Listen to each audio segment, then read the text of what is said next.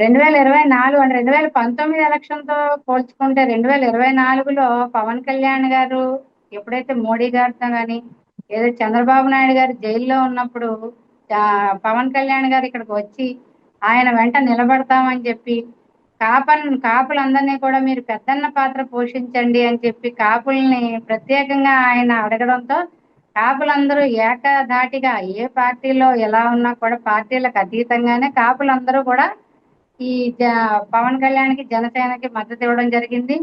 గతంలో 2019 ఎలక్షన్తో పోల్చుకుంటే అప్పుడు ఆయన 5.5% ఓటింగ్ శాతం నమోదైతే ఇప్పుడు 6.8% ఓటింగ్ ఆయన నమోదైంది. అంటే అందులో 80% కాపుల ఓట్లే అందులో ఉండడం జరిగిందండి.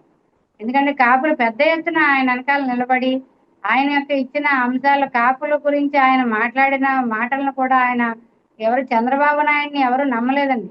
ప్రతి ఇదివరకుట్లాగే చంద్రబాబు నాయుడు మీద నమ్మకం లేకపోతే ఓన్లీ పవన్ కళ్యాణ్ మాత్రం ఆయన మోడీ గారితో కలవడం వల్ల ఒక నమ్మకం అనేది ఏర్పడి పవన్ కళ్యాణ్ దృష్టిలో పెట్టుకుని కాపులందరూ కూడా ఈయనకి జనసేనకి కూటమికి మద్దతు ఇవ్వడం జరిగింది అన్ని ప్రాంతాల్లో కూడా.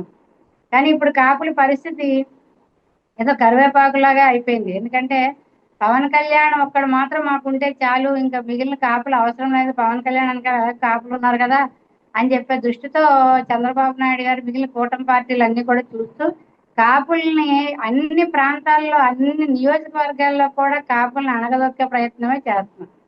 ఇదివరకు ఒక నామినేటెడ్ పోస్టుల్లో కానీ లేదా దేవాదాయ ఎండోమెంటల్ వాటిల్లో కానీ ఎక్కువ శాతం కాపులకి పదవులు దక్కేవి.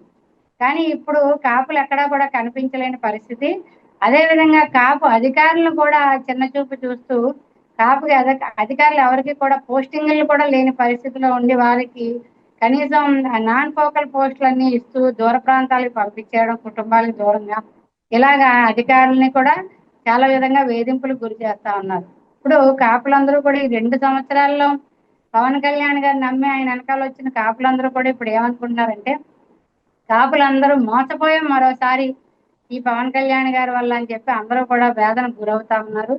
2 సంవత్సరాలు అయినా కూడా కాపుల గురించి ఏ విధమైన కూడా స్పందన లేకుండా పవన్ కళ్యాణ్ గారు ఇలా సైలెంట్ గా ఉండడం కూడా ఆయన మౌనం ఎప్పటికీ కూడా చాలా ఇబ్బందికరంగా కనిపిస్తా ఉందండి.